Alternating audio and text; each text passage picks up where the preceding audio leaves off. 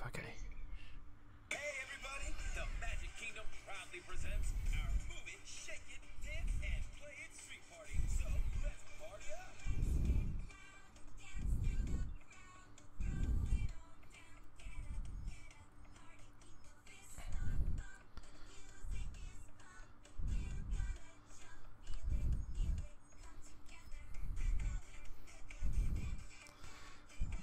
Okay.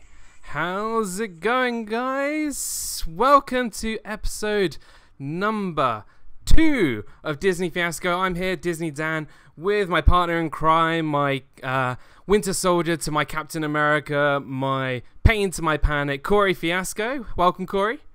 Hey everybody, how's it going? How's it going this weekend? Mickey's Magic, Magical News Live, Nick. Nick's here, Disney Life for me. Everybody. Mickey's Magic, and we have our very special guest of the week, the one, the only, the Disney artist herself, Steph's Day Off. Holla! Hey everybody, I see Jumbo, Nikio. Hey D, what's going on? Hey everybody. Hey everybody, how's it going? We've got Mickey's Magic in the chat. Disney Lost Boys and Girls here. Kay Atwood is here. Wow, we got a big turnout already. Welcome, guys. Alpha Travelers here. Woohoo! Don't forget to smash the like button for Disney Dan.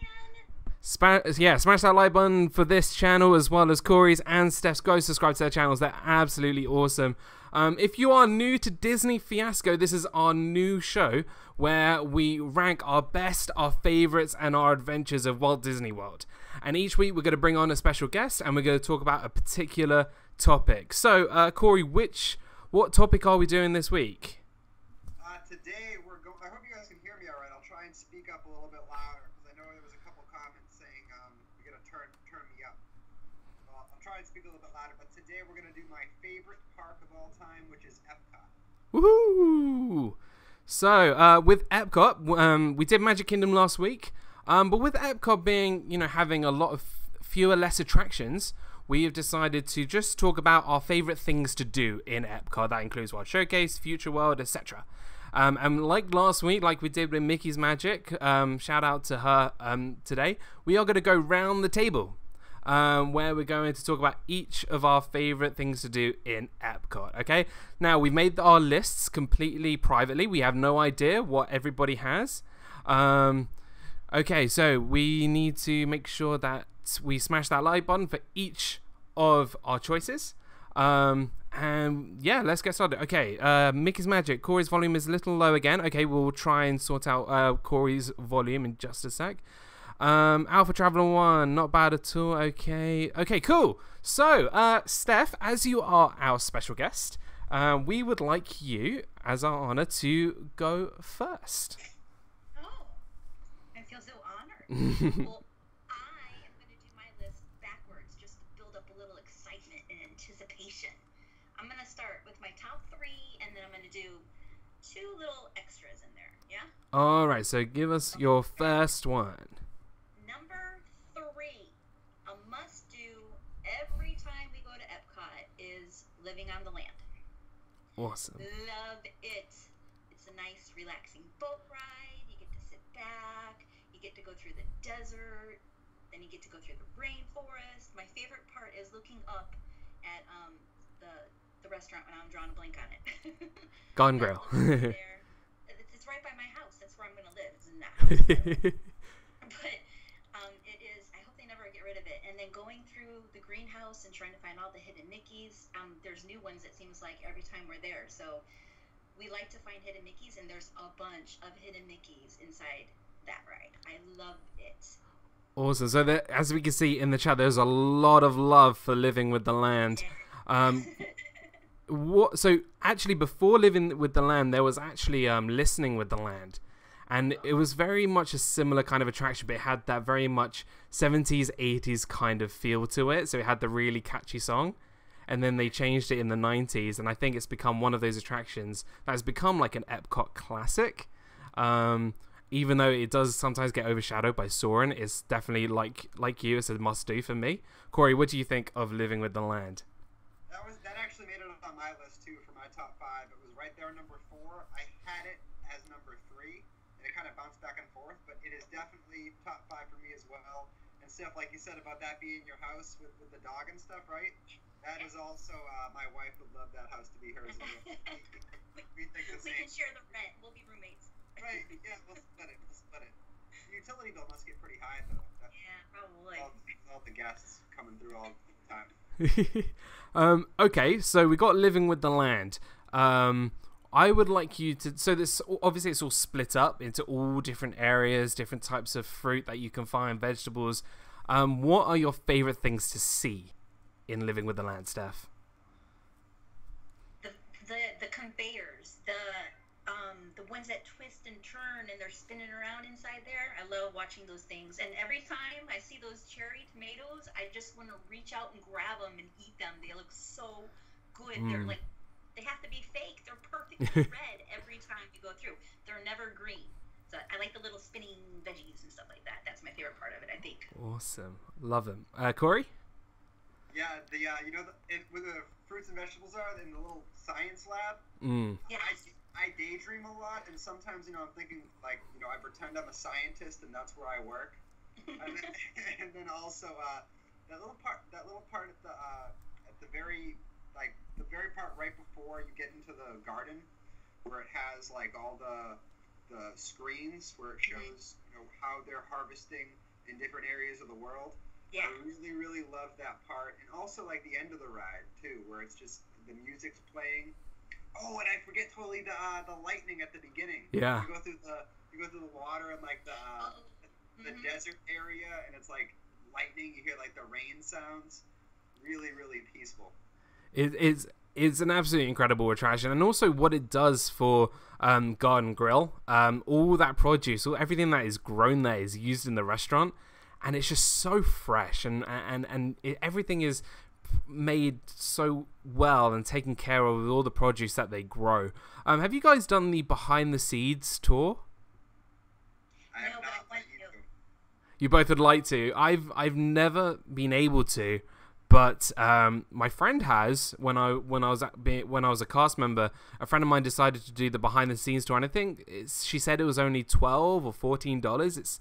Or maybe like $20. It might have gone up, and it's just so worth it. And you also get to eat on that tour as well. You get one slice of cucumber, which apparently is very special. It keeps the fuel going with one slice of cucumber. But I would love to do that tour. Yeah. Okay. So I couldn't hear you. I'm sorry. yeah. So we were just saying that one slice of cucumber is going to get you full for the rest of the tour and the rest of your day. And I definitely think that living with the land really benefits from being in that space, because it did have a fast pass line. It has a fast pass line. It used to be really, really popular, and now that Soarin' is there, people were like, "Oh, we'll save time. We'll just go on living with the land." I mean, it's in a good spot. So it's definitely something that everybody should do at least once or even twice on their trip. Sorry, go ahead. Go ahead. Always get you can usually almost always get the fast pass for it too. Yeah, all the time you can get a fast pass for living with the land. And also most of the time you could just walk on straight away. Hard to hear them too. Okay, we'll try and boost this sound. Okay, I know there's some issue with the sound at the moment, but we're going to try and work it out. Yeah, so we've done living with the land. Corey, what is your first one on your list? Are we staying in Future World, or are we moving to World Showcase? We're gonna move to the World Showcase. I'm gonna start with the bottom of my list. Bottom of my list doesn't really mean that it's the bottom. It made my top 5, so there's that. So first, I'm gonna go with Impressions of France. Nice. So, Impressions of France, like, basically, I'm one of those people where, like, my brain races a lot. I'm always thinking about, like, 20 different things at once. And, not a lot can really just shut that off, but if there's one thing that does it perfectly every time, it's definitely Impressions. It's just the music and, like, the IMAX theater feel of the show it's super, super, super peaceful, very relaxing. You get to get off your feet too, and just like I'm worried about impressions a little bit right now, because even on the busiest of days, the theater doesn't fill up. Yeah. And I know the Ratatouille attraction is really hyped up and popular. I know that's coming to France. I just really hope that it doesn't replace impressions and just complements it. But it's just, I absolutely adore that attraction so much. I don't think I've been to Epcot and skipped it. Even though it's long, it's like, an 18-minute show. But I just love it so much. I absolutely adore it. My wife loves it so much. We're just crazy about it. I really think that Impressions de France is such a hidden gem. I think people just overlook it. I actually feel that a lot of people don't even know that it's there. Yeah. I mean, they go to the France Pavilion to meet Princess Aurora or Belle, or to eat, like probably what I would do. Samantha Paxton's here. Woohoo! Welcome. And I think the France Pavilion is such a underrated place with such great entertainment, and people need to go and see Impressions de France. I mean, it's something that is missing. Oh my gosh, it is loud outside. Sorry. Yeah, it's just it's so underrated. People really don't know that it's there. Steph, have you seen Impressions de France? Oh, we've lost Steph's volume. Oh no, Steph's volume is gone. There we go. There we go. I muted it, sorry. Okay.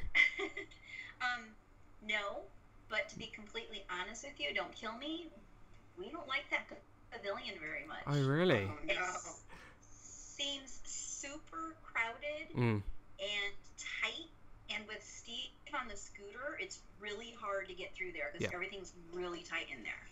So, I've never seen it. We just kind of skip past it.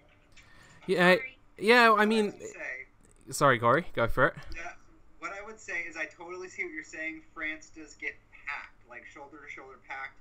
Totally get it. But what I would say is on a very not busy day, maybe in the end of August or beginning of September, or you can wait for me and I'll take you. But you should go check it out at least once, especially if they announce that it's going down, which I pray that never happens. But go check it out at some point when the parks are kind of dead. Maybe I'll do it in January. It's something that I feel that everybody should definitely do, at least once. I think it's such an honor to just be involved with all these countries, and having all these videos like Impressions de France and Reflections of China. These videos take, really give you the sense of what those countries are all about. I mean, you go into the pavilions, you get their food. I mean, I'll talk about food again. You see the architecture, but it's the videos where you really see what it really is like with those countries. So I would definitely go and see Impressions de France as a must-do for me when I go to Epcot. Especially on a busy day, it could be a nice time just to relax. Reflections of China, I would probably maybe only do once because there's actually not a lot of seating there. So maybe just maybe not do Impressions de France instead. Cargo is here. Hey, Cargo. Cargo is here. Welcome. Hola, mi amigos. She said. Cool. So we've had Living with the Land and Impressions de France. Now it's my turn. Well, when I was deciding my list, I just didn't want to choose the obvious. I mean, I could have chosen things like Spaceship Earth, but I wanted to choose something a little bit different. And I wanted to choose my favorite pavilion at Epcot. And surprise, surprise, it's not the UK. I didn't want to be biased. I didn't want to be, it's not my favorite, the UK pavilion, although I love it. But I chose the Japan pavilion. I love the Japanese pavilion. I think it's so well designed. It's huge. It's a really big pavilion. You're able to there's 2 or 3 levels in the main building. You got Katsura Grill, Teppanetto. You got the Mitsukoshi department store. There's actually a small museum of Japanese culture near the Mitsukoshi department store, and it's such a delightful, authentic place to go. If you want a really good snack from the Japanese pavilion, it's the kakigori, which is like an ice slushy, but they put like syrup all over it. It's like a rainbow syrup. It is just amazing. Japan is my favorite fruit, says Mickey's Magic. I really like your name. I love. I have a. So yeah, the chat loves the Japan Pavilion. I love Japan, and the history of what the Japanese Pavilion could have been like is also really interesting. There was meant to be a Mount Fuji roller coaster. I mean, that is just mind blowing. Just imagine a roller coaster, but all Mount Fuji themed. There was actually, right at the back of the pavilion in the distance, there's the Japanese temple castle. They were actually going to build that and allow you to go inside, but they decided not to do that. But there's so much they could do with the Japanese pavilion. I just love it. I think it's amazing. I think you really get that understanding of Japanese culture, and the cast members there are really super nice. So yeah, that's my pick. What do you guys think of the Japanese pavilion? Okay. First of all, I want to say, if you have never experienced the Japanese pavilion with cargo, you have never experienced the Japanese pavilion, because she will go and take you where all the good candy is at. She was going crazy. All those shops are so super cool. I love looking at all the little things that they have there. When we were there last time, Bridget in the back, she did the pearl thing. Yep. So that was really cool, but I really like it there. It's really peaceful to me. I Yeah. like where they play the drums. Mm-hmm. All that, it's really neat. And we're in the One of the things I remember about going to Epcot for the first time was the drums. It was really neat. yeah. And they still perform the drumming ceremony. I think it's twice a day. But just being able to wear the kimonos and seeing all the Pokemon stuff, the anime stuff, and that's just such a fun thing, because you really wouldn't expect that at Disney. And the green tea Kit Kats, those are really nice. I got those little squishy. Oh my gosh, they're like the little. What were they? They were rice cakes with bean stuff in the inside of it. Bean paste. Bean paste. It was kidney beans. I didn't know what it was, but you can squish them. They're like really squishy. I was like, I gotta try them. I gotta see what this is like. I'm so intrigued. Oh my gosh. Bridget, Steve, and I were eating them in the car on the way back home from Disney, and Steve was hanging his head out the window on the highway, trying to spit it out. It was so bad. So stay away from that. It's kidney beans, you guys. No. I might just want to try them just for the intrigue. Oh, don't. It's like the Beverly. No. If you do have a camera. Record it. I'll record it. Corey, what do you think of the Japanese pavilion? Is it one of your favorite pavilions, or is it something that you just there are others that are your favorite? Yeah, so Cargo will have to show me where all the good candy is, so I can stay away from those kidney beans.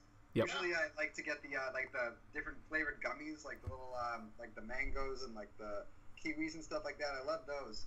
But yeah, I love that you said Japan. It is probably top 5 pavilions there. And but I would say definitely it probably has one of the best dining experiences in Epcot. The Tapanito Hibachi Grill. Yep. Is just, the food is absolutely fantastic. The atmosphere is fantastic, and I mean, it's just, if you ever had hibachi before, you know what hibachi is. But they do a really, really fantastic job there, and it's definitely one of my favorite restaurants in the whole showcase. I completely agree. It's one of my favorite places I went to back in 2016. I think I went there 2 or 3 times, just because the show and the food and just the atmosphere as well in that restaurant. It's just something really, really lovely. So yeah, that's my pick: Japan Pavilion and the Mount Fuji roller coaster and the great food. So after round 1, we had 13 people watching in the chat, which is absolutely amazing. We've had some great turnouts already. We got Miguel Benitez is here.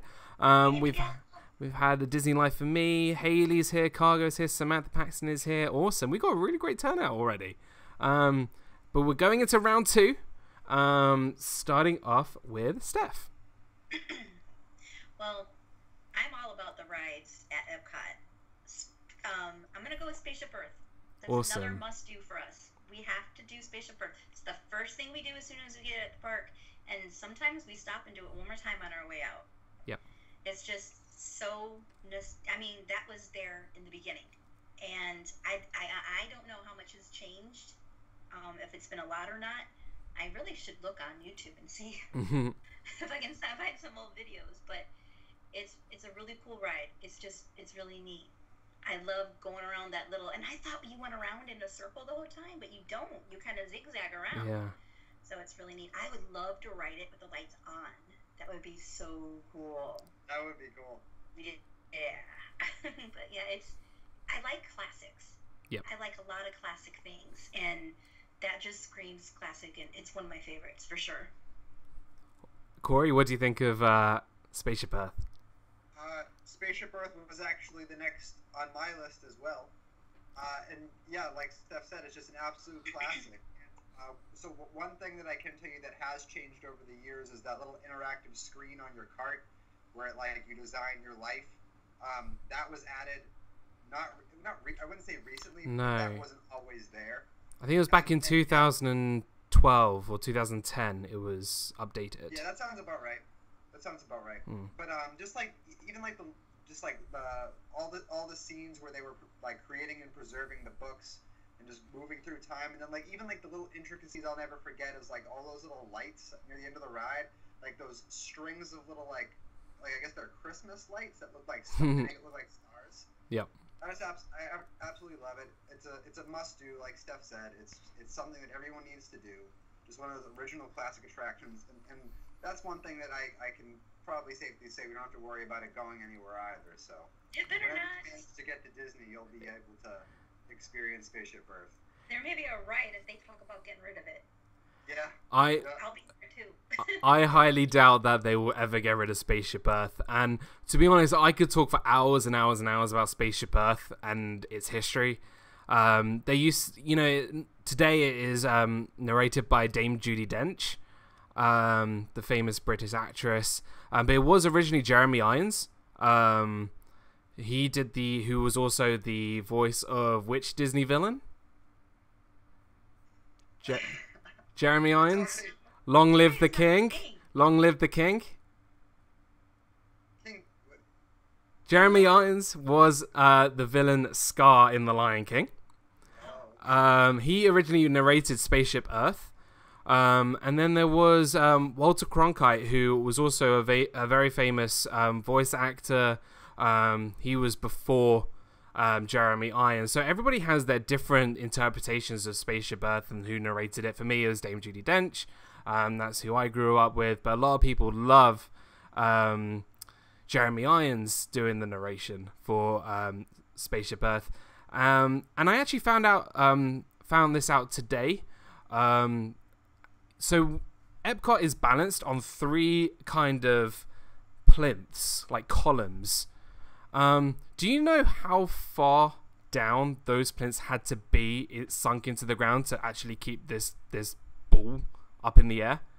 No, how far? It's 180 feet into the ground. Wow. And it's just it's mind blowing to me how they create such an incredible structure. And they said that these pillars are kind of like arms reaching out to the world and to innovation and to new opportunities. And again, I just love this attraction. Speaking as somebody who has a degree in ancient history, I mean, I love the ancient Greeks, the ancient Egyptians, the ancient Romans. Thank the Phoenicians, they were wrong. They did not create the alphabet. I know, mind-blowing. So every time I listen to that, I'm like, nope, it's not right. The Phoenicians did not create the alphabet. I don't want to hear you right now. I'm not listening to you right now. But a lot of the stuff that they brought in for the ancient Egyptians, the ancient Greeks, and the ancient Romans, my favorite part of Spaceship Earth, they actually did get get right. And the light scene that we were talking about at the end of the ride, that was actually going to be designed for the future kind of area. How we're winding down to the future. And then they decided not to finish that off and just design these lights and your interactive screen. And I think it's just an inspiring attraction. It's all about innovation. I think this really sums up what Epcot is all about. Now, if we go round very, very quickly, I would like to ask you, what is your favorite scene or scenes from Spaceship Earth? Let's start with Corey. What is your favorite scene? It's definitely when they're recreating all the books that they lost in Rome burning. Yeah, so when the Library of Alexandria was burnt, you get that burning smell, and recreating the books with all the Arab and Jewish scholars. That's really, really awesome. Steph? Mine is going to be...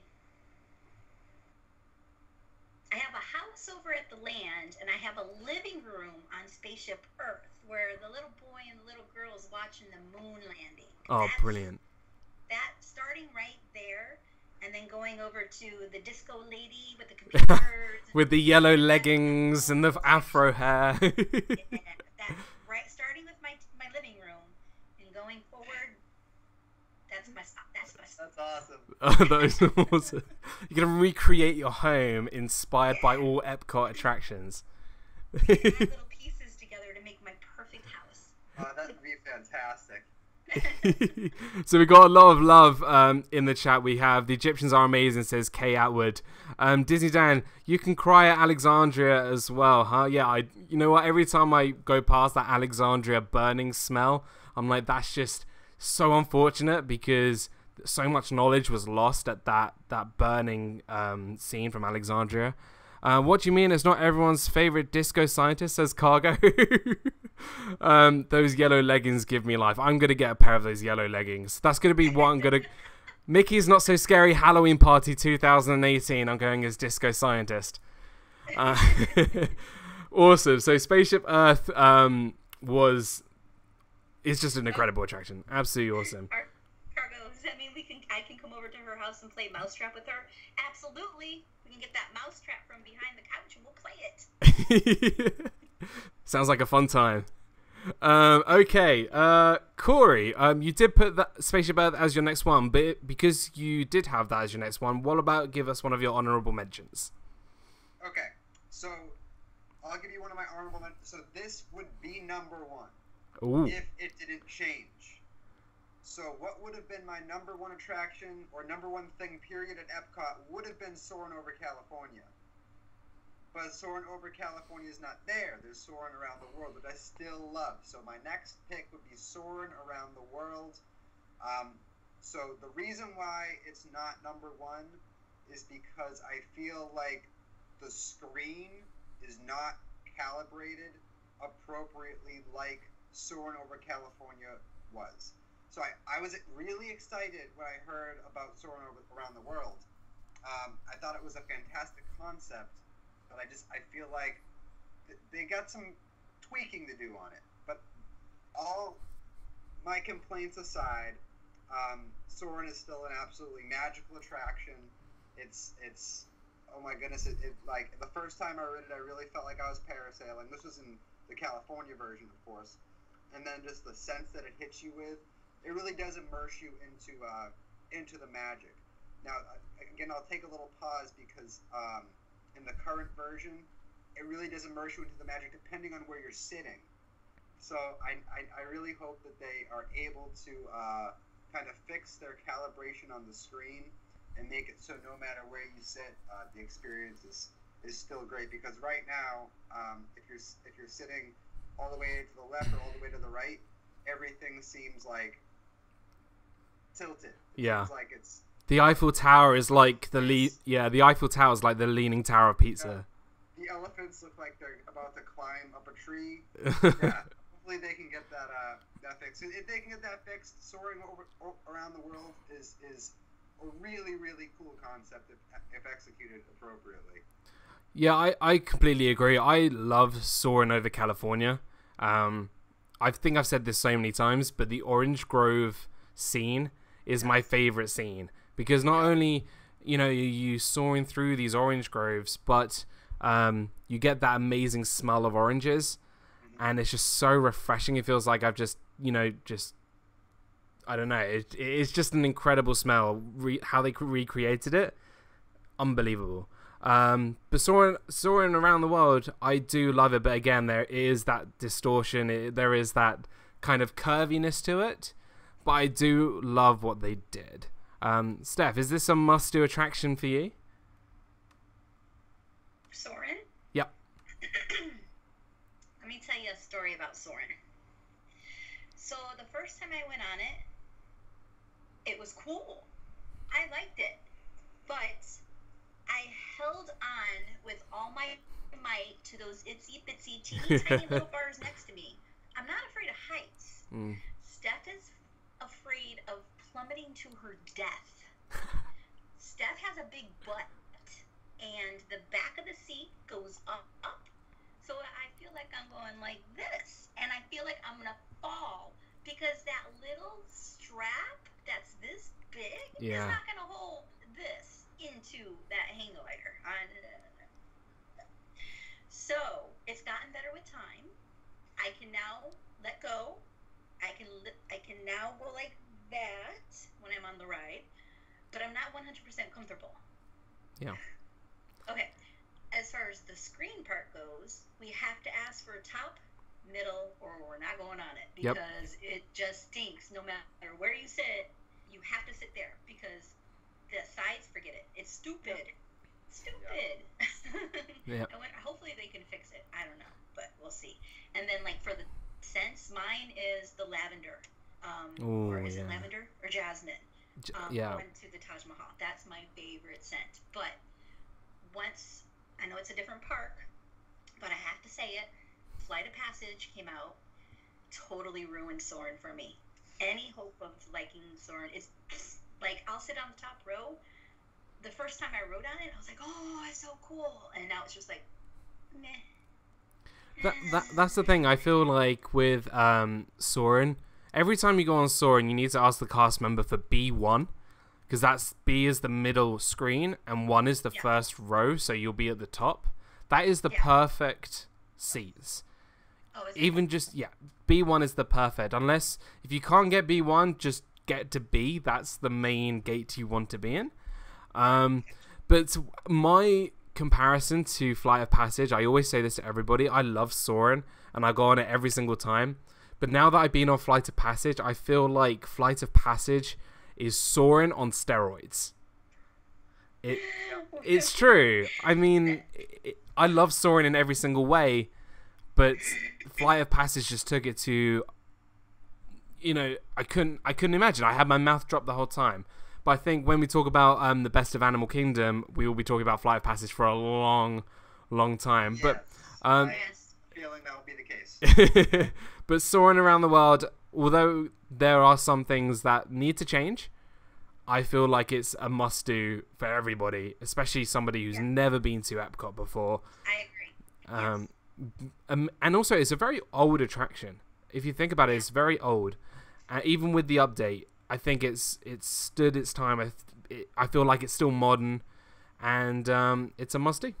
So, great choice. Really great choice, Soaring Around the World. Like you, I'm going to stick with an attraction. And we are heading literally round the corner to the Seas with Nemo and Friends. Yeah. Let me tell you something about the Seas with Nemo and Friends. Originally called the Living Seas. I love this pavilion. I feel like it just starts immediately outside the pavilion where you hear the mine seagulls. So mine, you know, from outside. And immediately, so good. It's brilliant. Oh my gosh, do it again. Mine? Is that bad? I do a bit of impressions. I may do an impression video.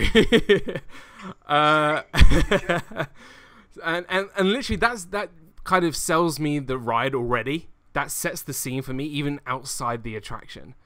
And you walk in through those double doors, and you're instantly you're literally transported into this underwater cavernous line, which there's never a line. You just walk through, and you get onto these clamshells.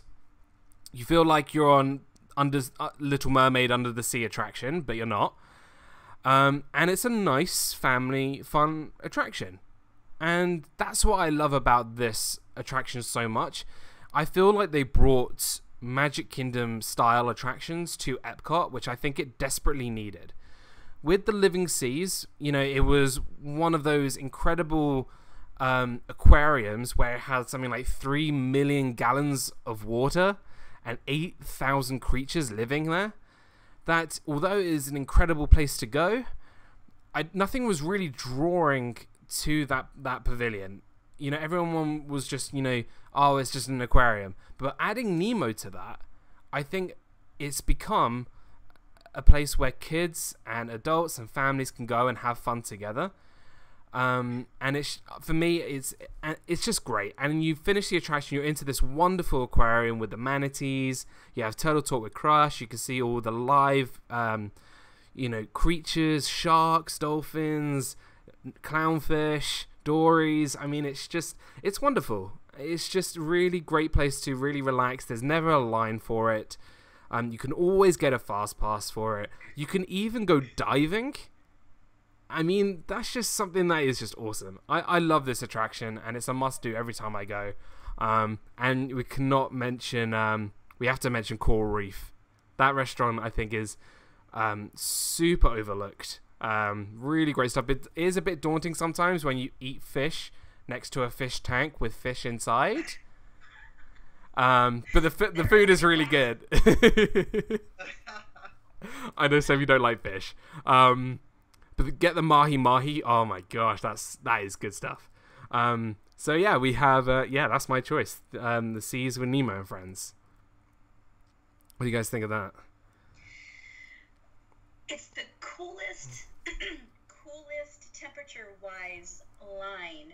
Yep. And there's usually not a wait, but you kind of find yourself strolling through the line and taking your time because the AC is good. It's amazing. I think it's a cute ride. I love the ride. I think it's cute. Yeah.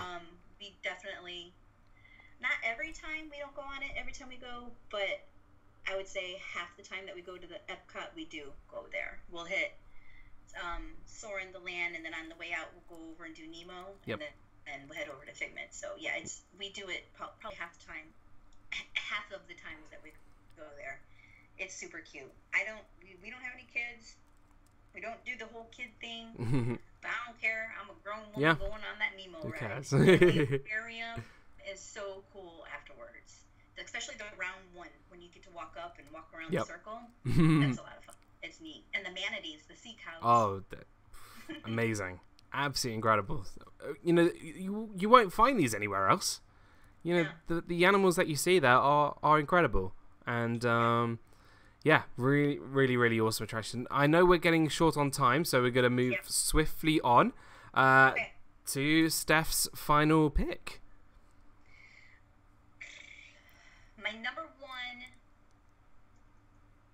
one the other day may be different than my number one right now, but I'm gonna go with my number one from the other day because that's what my list was done on. So my number one's gonna be Test Track. Woohoo! Yeah. As you can tell, I love the rides. I love the adrenaline rush from the rides and everything. But just going through and doing except for the whiplash part, that kind of stinks. But whipping through the inside of the building, and then when you go right outside those doors, get ready for that picture, and you go flying around that track. I just wish that part was so much longer. And it's so cool at night too. If you haven't done Test Track at night, you need to do it at night too. Yeah, it's super fun.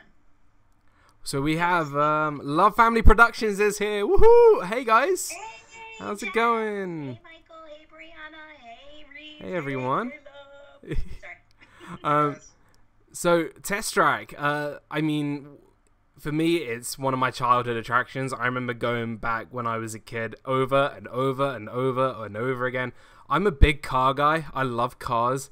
And I love the original Test Track with all the crash dummies being squished and everything before they did the revamp, the redo. And I just love that attraction so much. And being able to design your own car now, it's awesome. I love it so much. Corey, what do you think of Test Track? Must do? I just wanted to touch on Big Blue World and then Test Track real quick. Go for it. I had something to say about Nemo. Oh, go for it, yeah. Those are one of those. It's one of those rides that me and my wife just get so excited for like no apparent reason. When we start singing, that's the Big Blue World song. And then you made a really good point about it needs to be there because that aquarium is just so. It's an incredible aquarium. It's a really, really good aquarium. And if it wasn't there, nobody would even enter that aquarium. Yeah. And that aquarium has like big sea turtles, like really rare, like exotic fishes and stuff. Just awesome aquarium. And then I'll move on to the test track. Test track definitely just missed it onto my list, but it could have been there just as much as many of the other things I picked.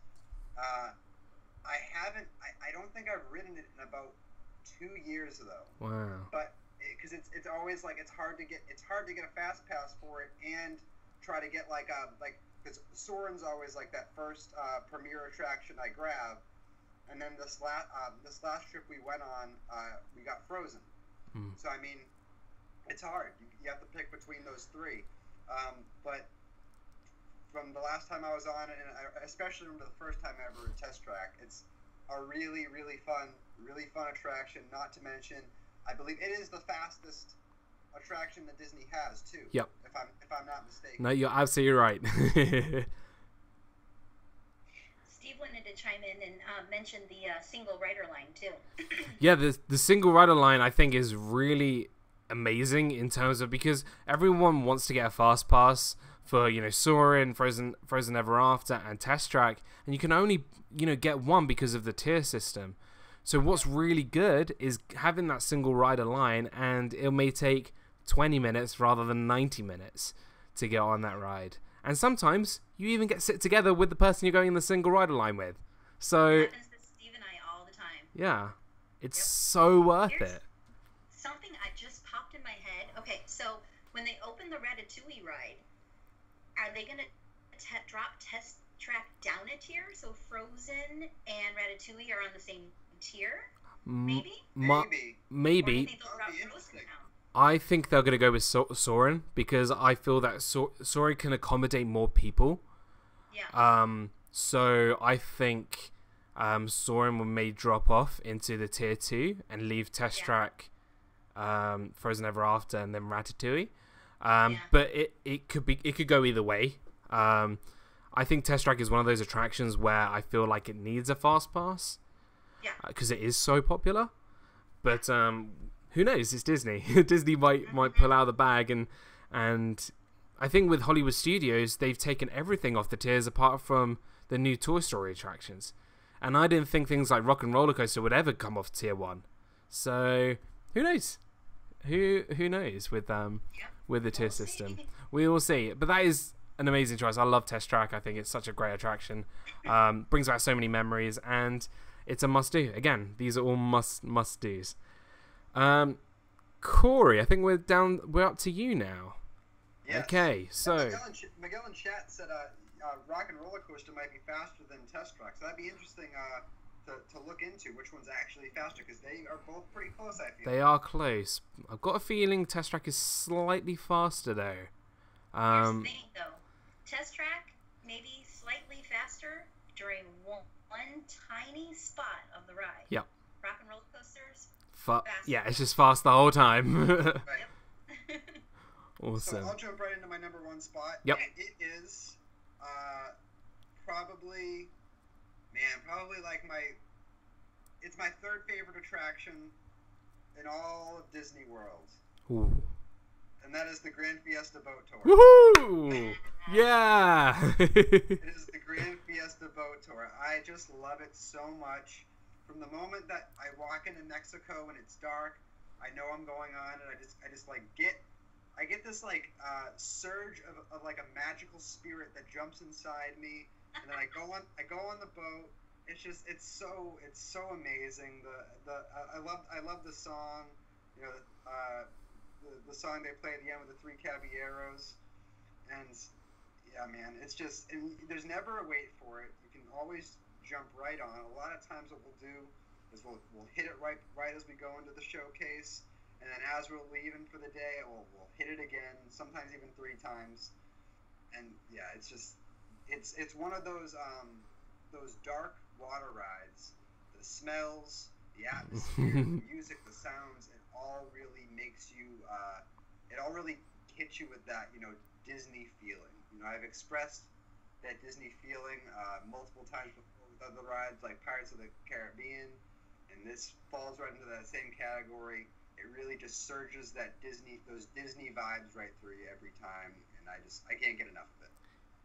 I couldn't agree more. I think Grand Fiesta Tour is probably the most hidden attraction that there probably is. People need to, they need to know about the attraction and where it is, because I feel like if you don't know that it's there, you won't know that there's an attraction at the back of Mexico. It's such a whimsical, charming, reminds me a lot of It's a Small World. And basing it around the Three Caballeros movie, back in 40s. I can't remember the exact dates, but it's lovely to have those characters, and actually they're making more appearances in Animal Kingdom. We've got Panchito, Jose doing their little dance at Animal Kingdom, and this attraction is just charming. That's exactly what it is. It's charming, and I hope they don't replace it with Coco. Although I love Coco, but I just don't want it to go.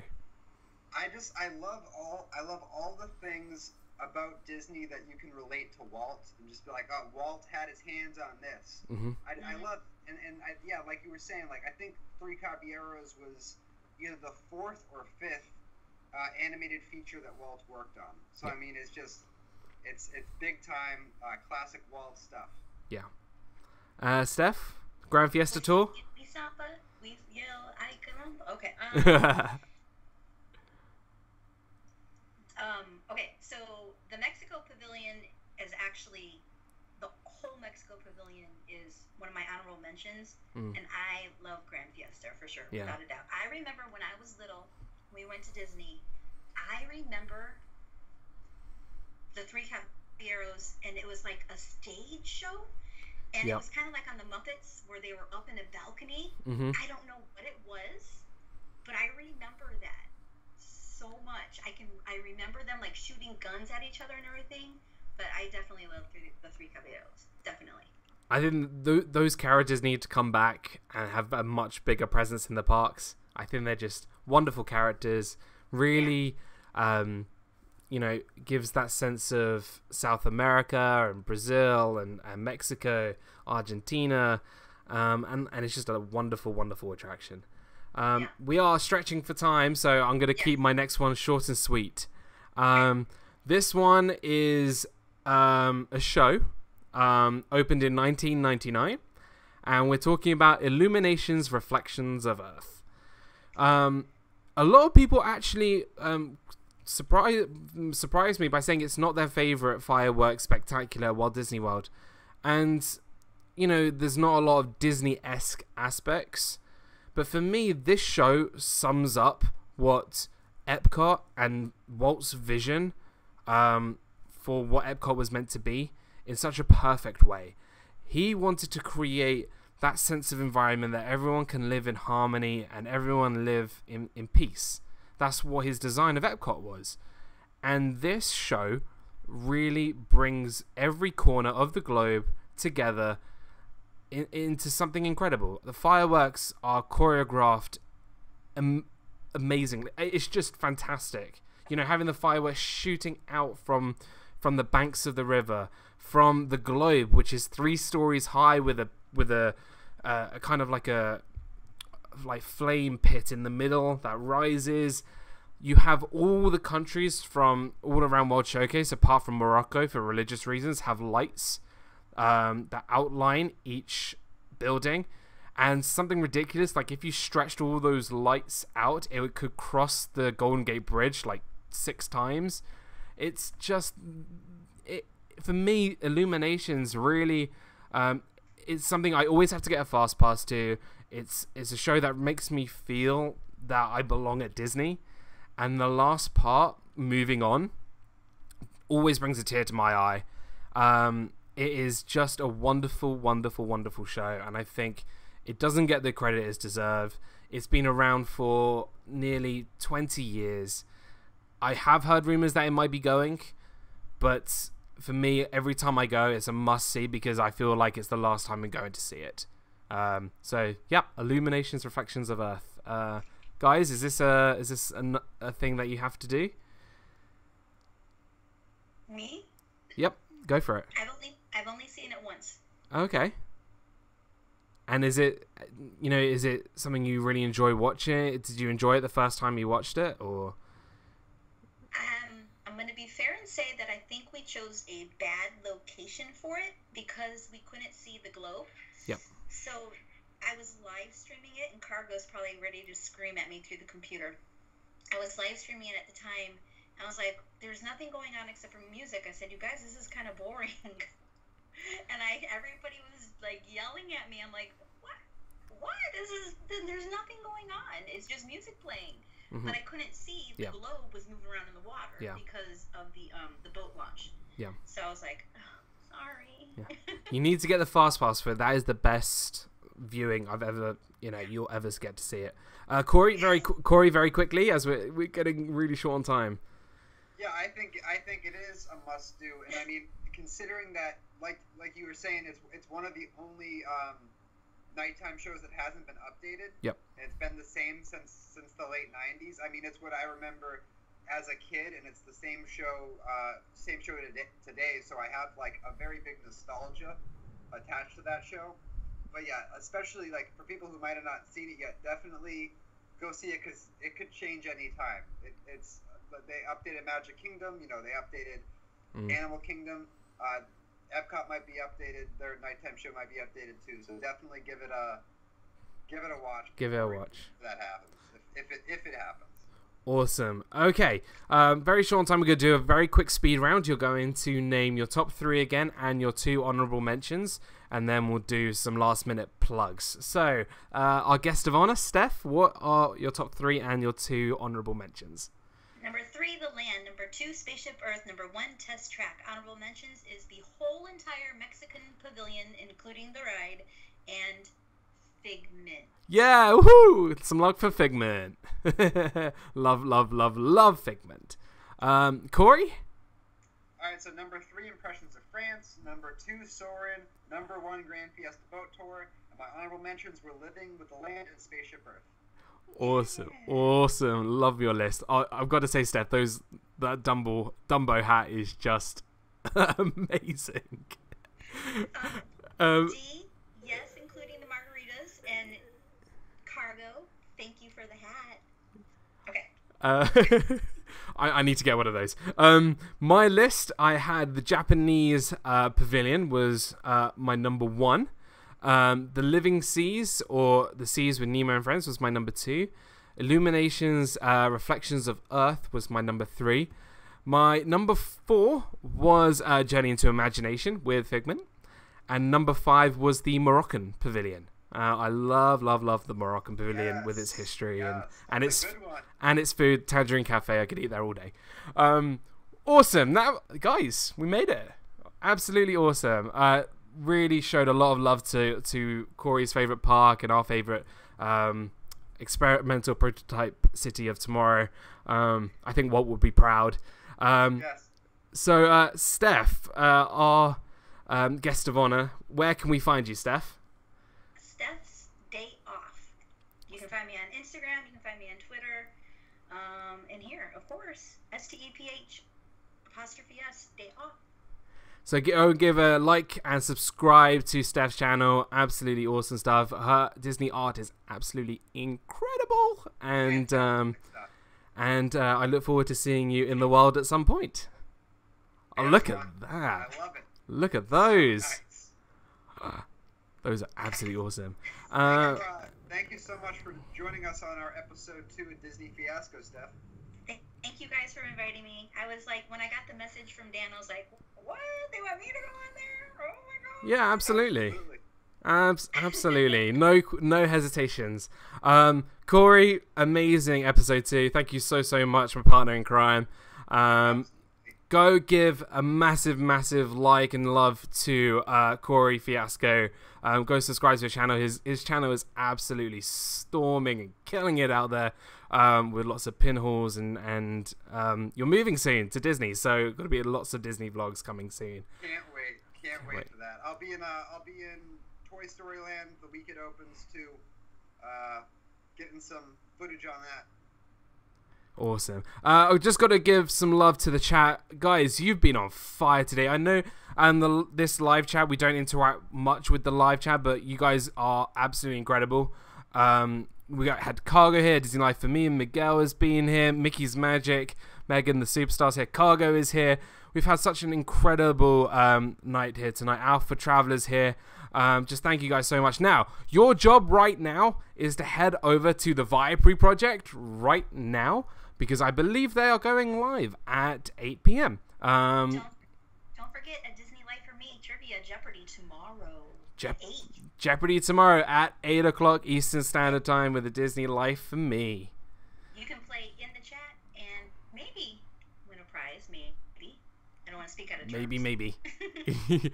We got plenty more videos to come next week. Episode 3. Super excited. I've got some more vlogs coming out. I have a pin vlog coming out and some other stuff. I got so many vlogs coming soon. I'm going to Rome really soon, so there could be a lot of Rome vlogs as well. I'm jealous. It's gonna be super exciting. So guys, thank you so much for stopping by. And I'll see Corey next week, and Steph, I will see you everywhere. For sure. All right, guys. Thanks everybody for coming and watching. Have a great night, guys. See you at Viapres. Good night, guys.